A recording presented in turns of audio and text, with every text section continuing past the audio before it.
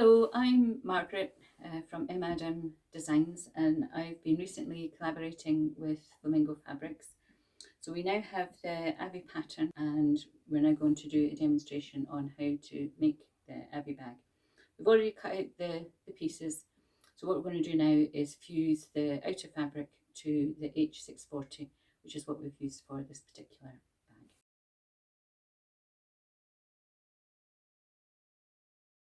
So for this you need a hot iron, and because this is such a nice cotton, we can use a little bit of steam, switch the steam off and then dry it with just the hot dry setting.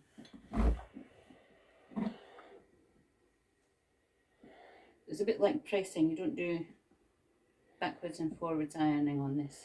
So we'll just give it a little once over with the steam, switch the steam off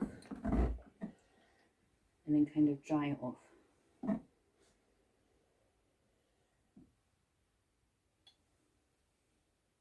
The H640 gives a softer finish. In our form or single-sided fusible foam is great for a really good structured bag, but this is a softer one, great for beginners. And what we do is once it's adhered, we'll leave it for at least 30 minutes to cool and for the glue to set, so that when we're sewing it, it doesn't come apart. So this is the little pouch, little cosmetic pouch. So just gets the same treatment.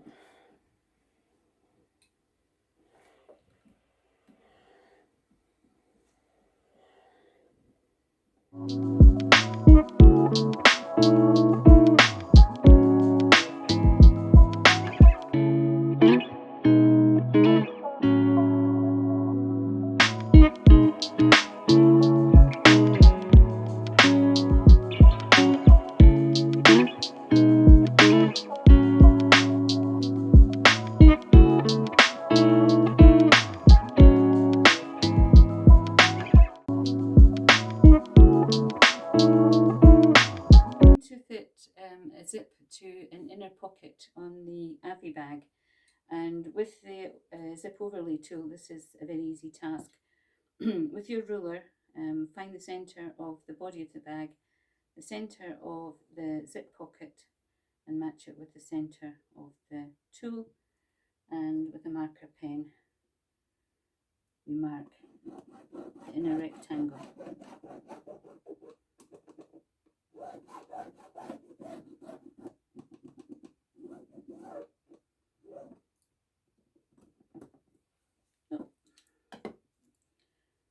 Just put that back in situ, and then what we're going to do is pin it in place so that when we're sewing it doesn't move, and we get a nice even rectangle. And today we're going to use a contrasting thread so that we can see the stitch lines. Okay, so that's the rectangle for the zip rectangle that we're going to stitch, and then cut open and fit the zip.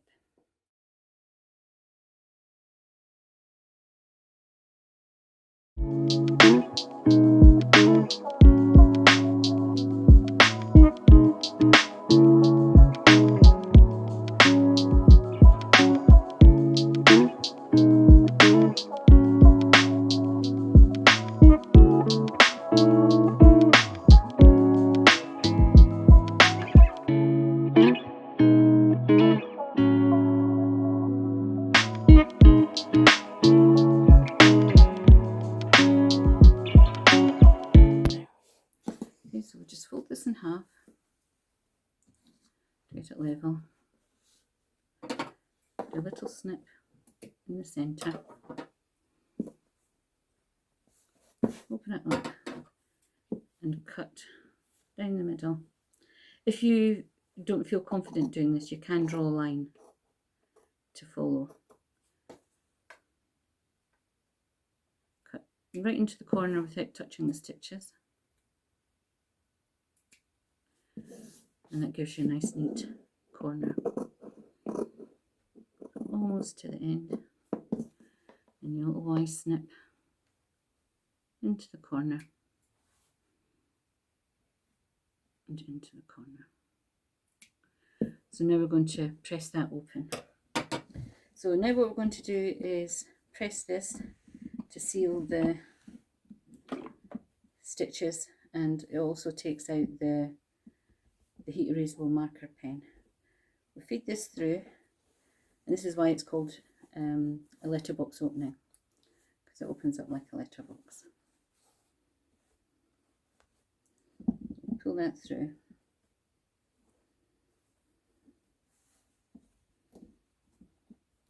Really what you're doing now is sort of pressing it into submission, because you want it to lie exactly the way you want it to lie. So press that corner.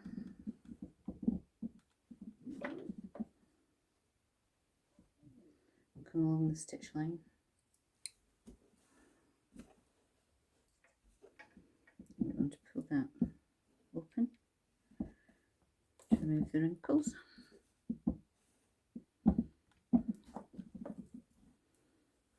Then we're going to press along the stitch line.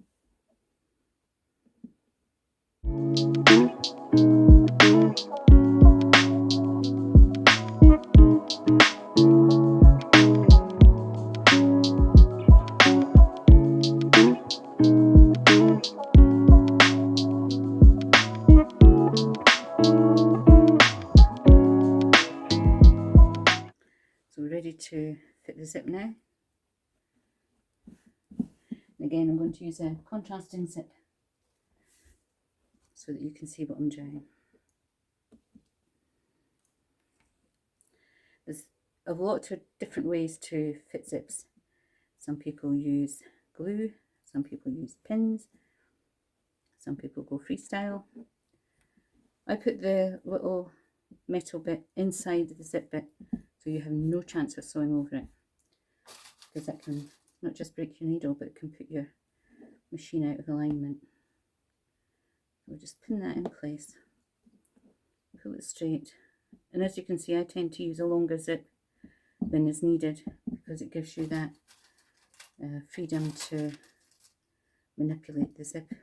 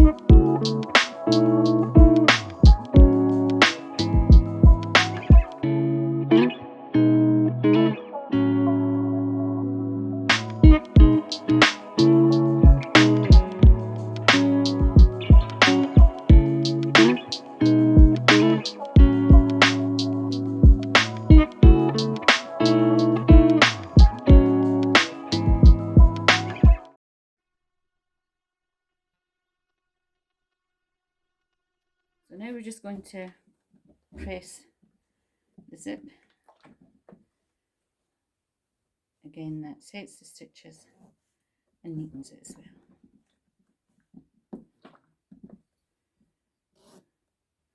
So now what we're going to do is attach the back of the pocket. Now I put a pin where the right side of the fabric is. Sometimes with fabric it's quite difficult to tell what is the front and what's the back. This is just the pocket, so it's not Not terribly important, but it's a good habit to get into. So we'll just pin this. I'm going to sew around all 4 edges.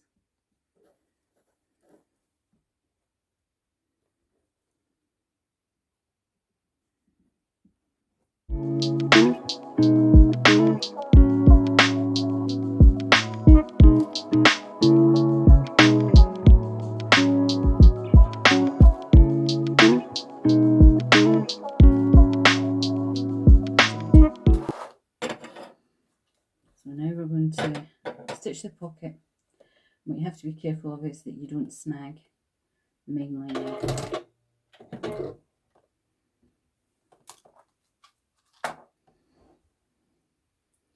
We'll go back down to 2.4 and seam in the pocket.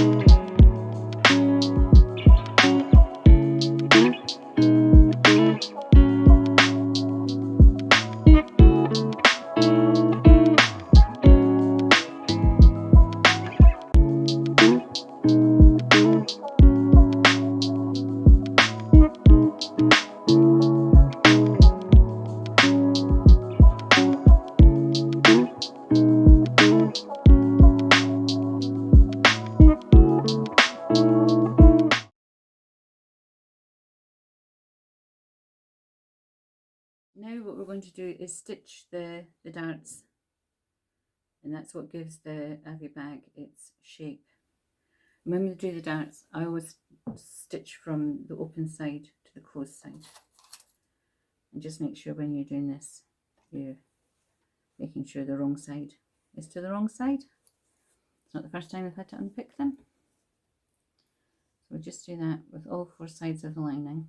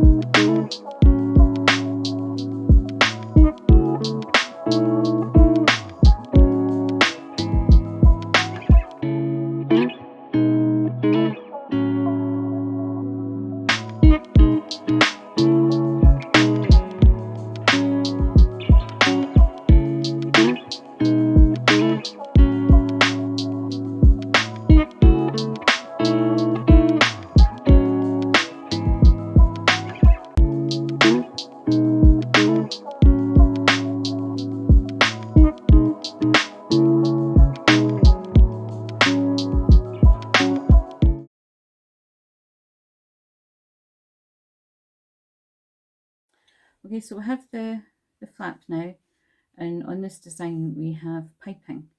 So we're going to put the piping in, and I'm going to use the zipper foot. If you have a piping foot, please do use it, but most people just have a zipper foot, and that's fine, it works well. So we're going to start by matching the top. We're going to come back to the top because we've got a little trick for reducing the bulk.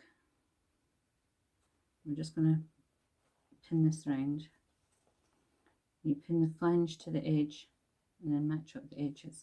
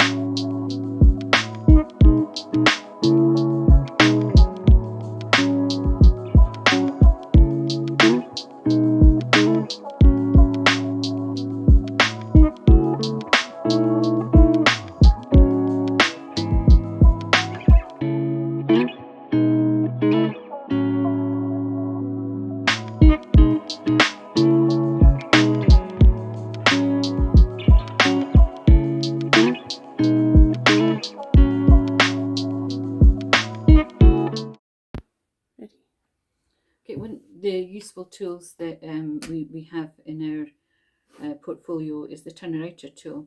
So we've got the sharper corner for turning out rectangles and squares, gives you a really nice neat edge without any risk of poking through your fabric.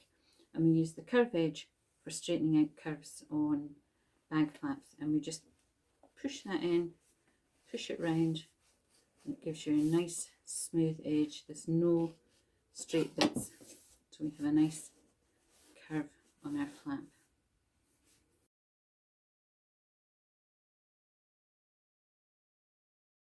We're going to construct the body of the Avie bag now, and similar to the lining, we pin the 4 darts and sew them first before we put the bag together. So that's what we're going to do now, and we increase the stitch length to 3 just because we've got the bulk of the interlining.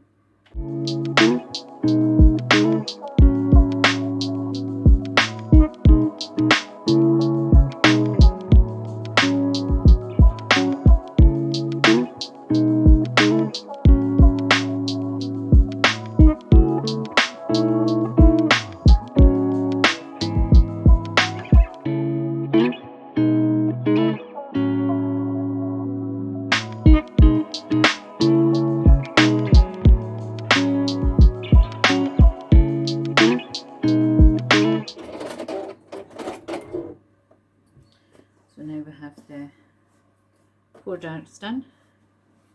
So we need to put them together. So right sides together, and we'll match up the darts, and we'll put one element of the dart to one side and the other on the opposing side, just to help reduce the bulk. And when we're stitching the external part of the bag, we don't need to leave a turning gap.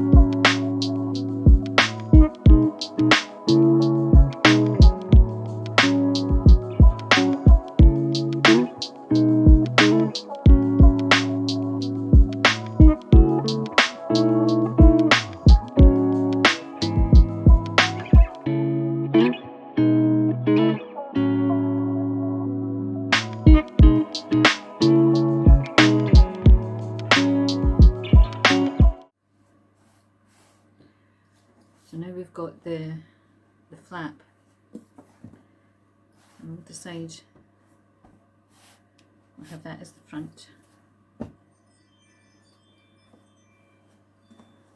that's the back. And we'll fit that centrally. This one is almost the width of the bag, so although you can measure if you want, you can do it by eye. And just pin this on.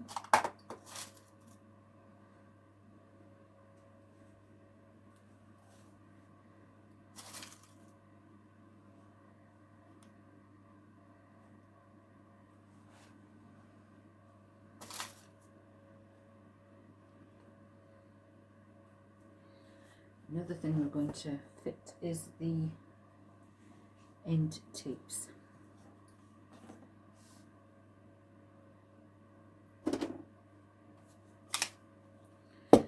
So from the allowance of the strapping, cut off 6 inches. Cut that in 2.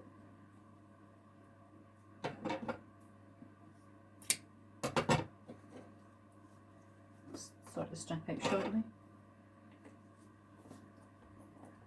So now we're going to fit the D-rings to these straps.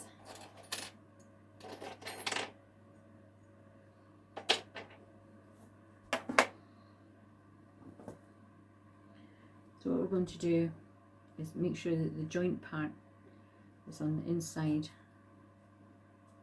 of the loop or the tab. Now put that about 1/4 of an inch proud of the top of the bag, and that's so that when you're sewing it, it kind of reinforces the top edge.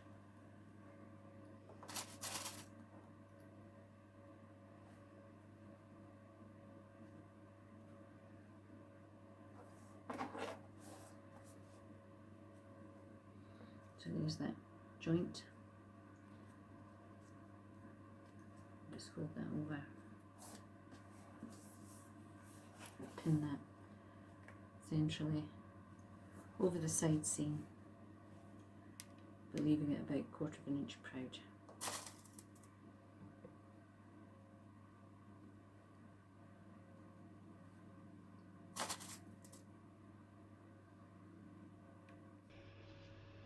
So now we're ready to attach the side loop and the bag flap and the second side loop I use a size 3 stitch length, not a tacking stitch, just to give it extra strength.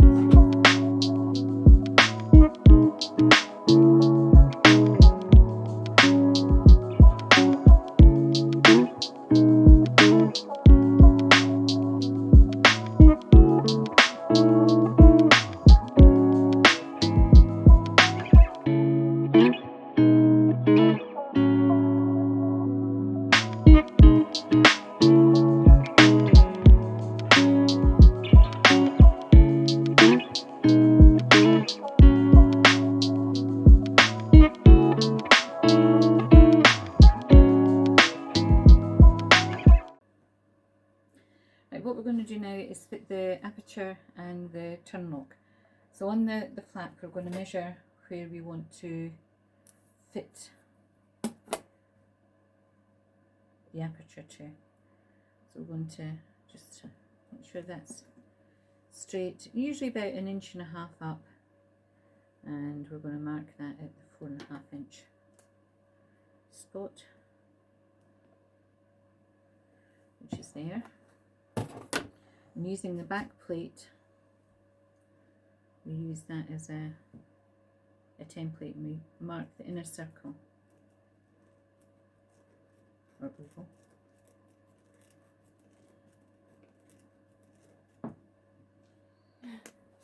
Right, so we've marked the aperture onto the back flap, and we're going to take a stitch ripper and start off the hole. And you just need enough to get your scissor point into.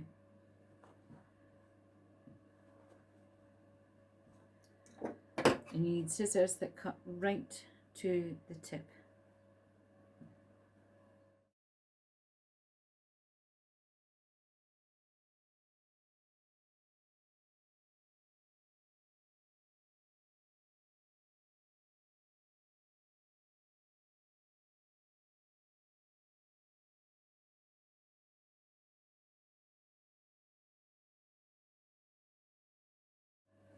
That the top part of the aperture is covering the hole.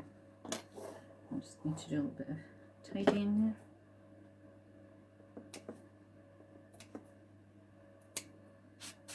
there. Now, what we're going to do is add glue. This is the only time I ever use glue on my bags, is to do the apertures and the straps, and you'll see why. This is a bookbinding glue, so it's really high quality and it's excellent for fabric. And you just put it around the edge. It's like a belt and braces kind of a thing. And with the prongs on this side, you put it over, turn it around, and make sure that it's straight. You can see the edges, and use the glue again for this side.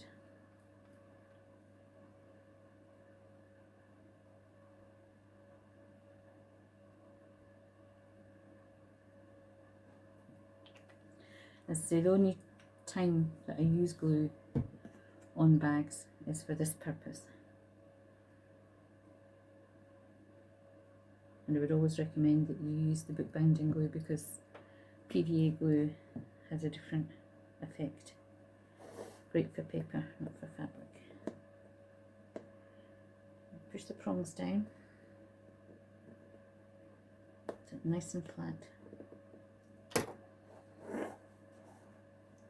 Just put your pinky in, smooth the inside edge, take away the excess glue, and that's your aperture fitted. So now we need to mark where we're going to put the actual turn lock.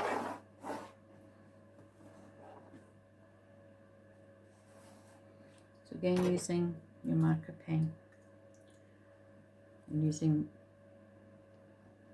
the inside of the aperture to mark where you're going to put your prongs.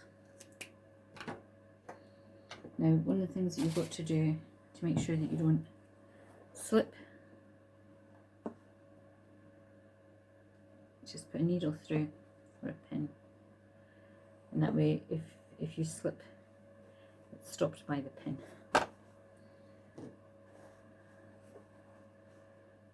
So put it on the edge there and push it. You can hear the threads giving way.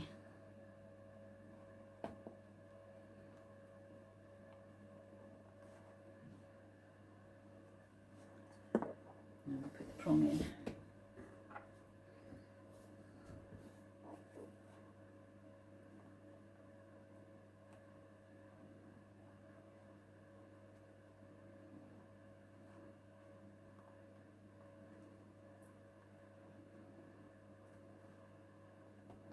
Let's push it in.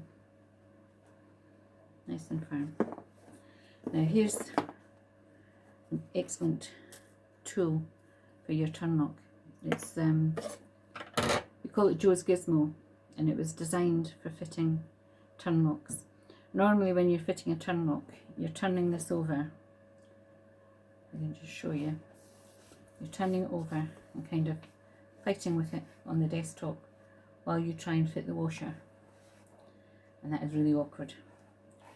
So together with Joe, we designed this little fitment that goes over the turn lock and sits flat on the surface, and then we take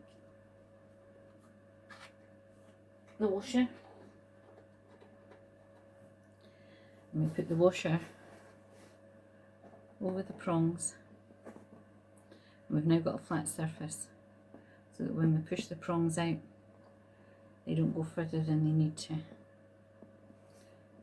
And how easy is that?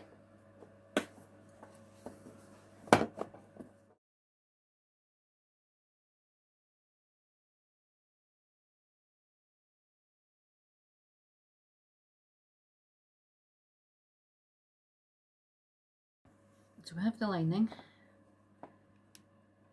and that's the back where the zip is, and the back of the bag where the flap is.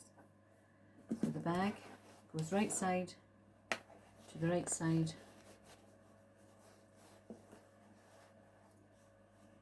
of the bag. Tuck the tabs in. We've got the turning gap at the bottom, and what we're going to do now is pin the top of the bag together.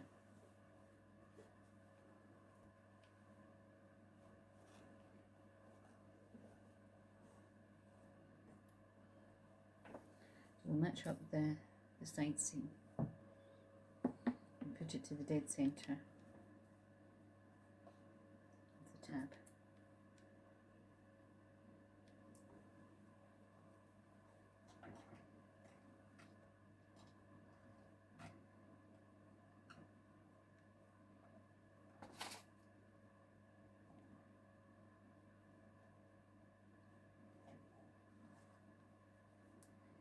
And then we just ease this round.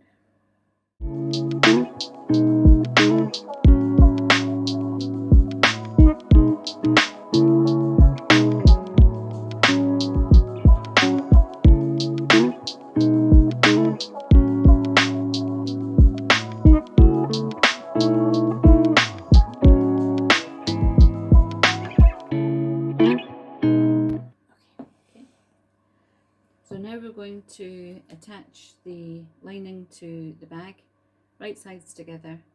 Normally you'd be using a matching thread, so you would, for this bag, have grey in your bobbin or on your reel, and you would have navy in the bobbin to match the bag. But because we're doing this so that you can see what we're doing, we're just using a contrasting thread.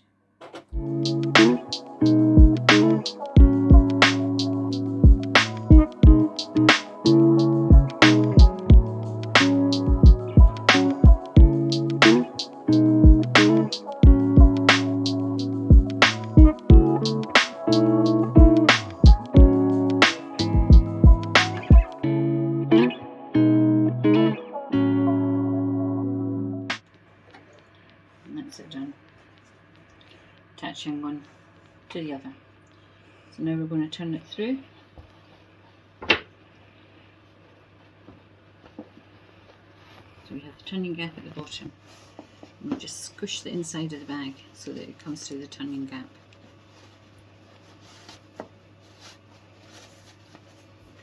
And don't worry about this bit making the bag wrinkled, because when you're finished you give it a final press to ensure the finish is lovely.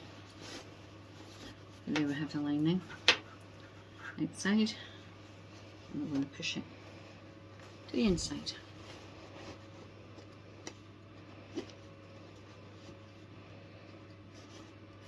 So there we have the back loops and the flap. And just push that all in. And what we're going to do now is pin all of this, and we're going to top stitch all the way around.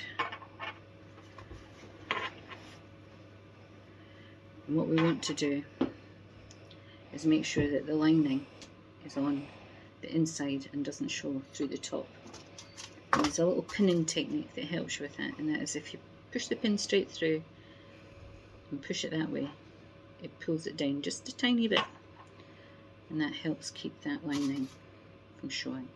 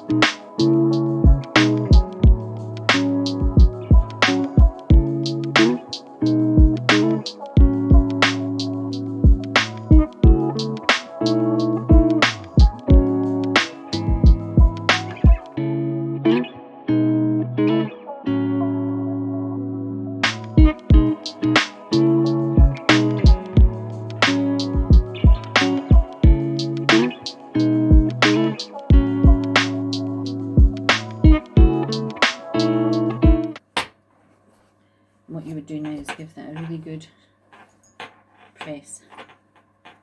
The other thing that you have to do is hand stitch the base of the bag.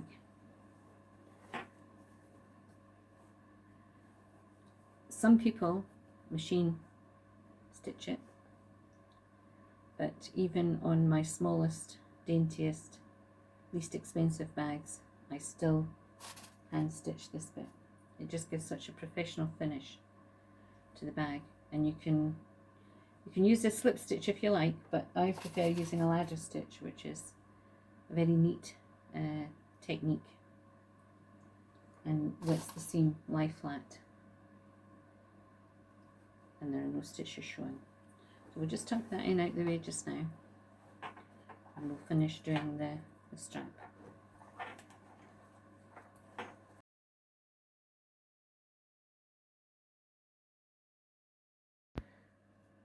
Now this is the second time that we use glue,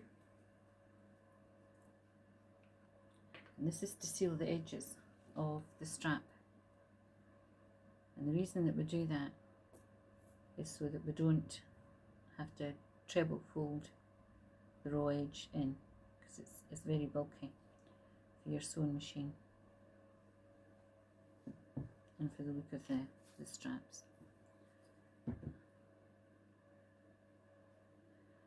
That only takes a couple of minutes to dry, and we'll set that aside while we do the lining. We're going to do the strap now. So this is the slider. So we put the webbing up through over the centre and across to the top and put a pin in. And then we're going to feed this end through the rectangle.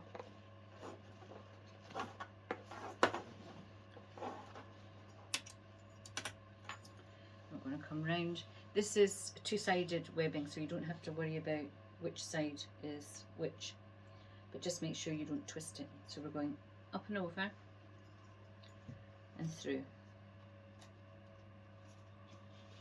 And this is the easiest way to make an adjustable strap for your bag. So now we've got this bit, and we want the seam for closing the fold to be on the inside. So it goes that way.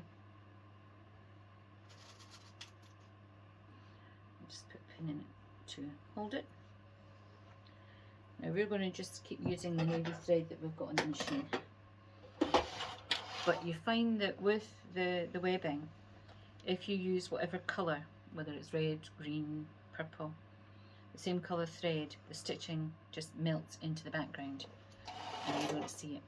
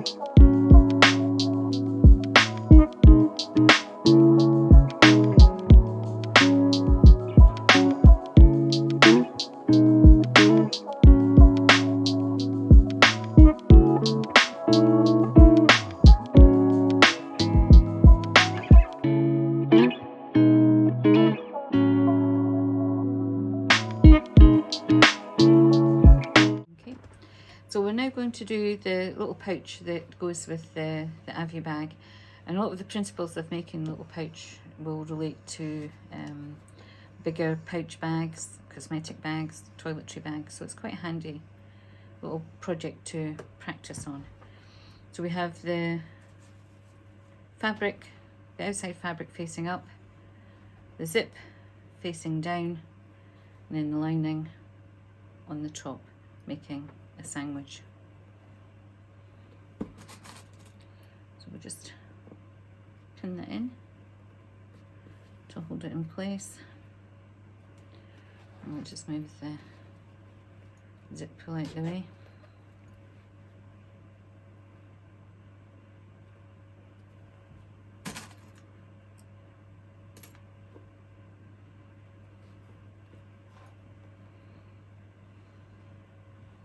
Match up the edges, making sure the sides match as well. We've got the zipper foot on, and we're going to go up to 3 with stitch length.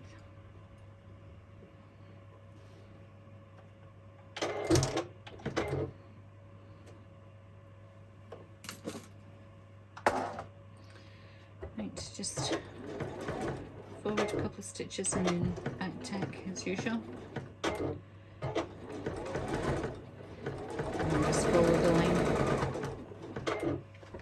And then we've got the zip pull to manoeuvre out of the way.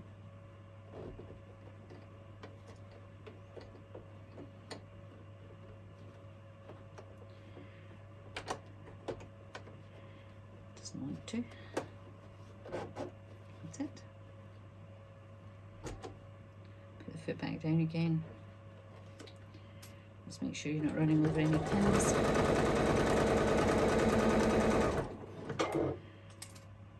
Off to the end, making sure it's all caught in. The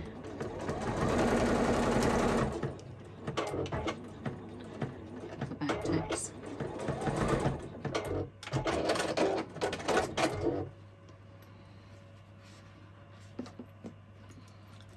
So now we have that first part done.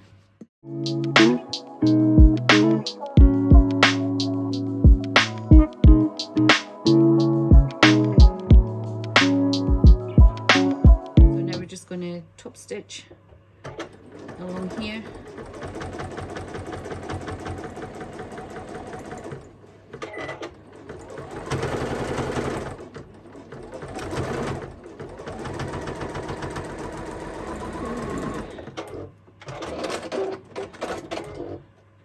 Now we're going to attach the other side.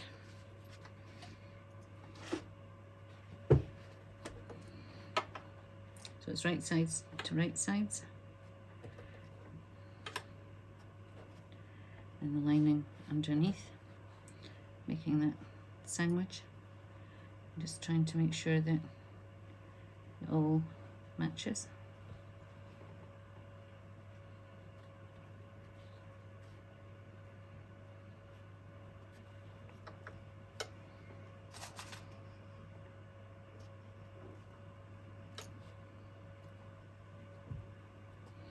So we're catching the top, the zip, and the lining in this little sandwich.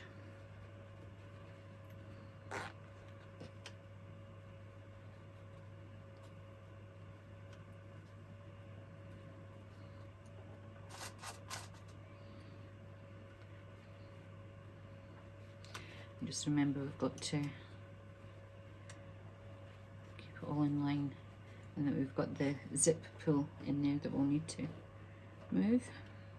So again, we're just going to back tack a couple of stitches.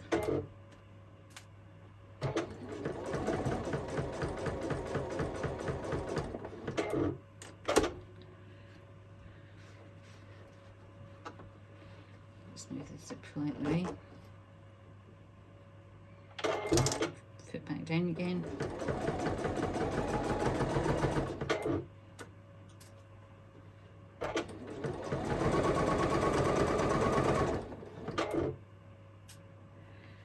Right along to the end. Got the back tacks.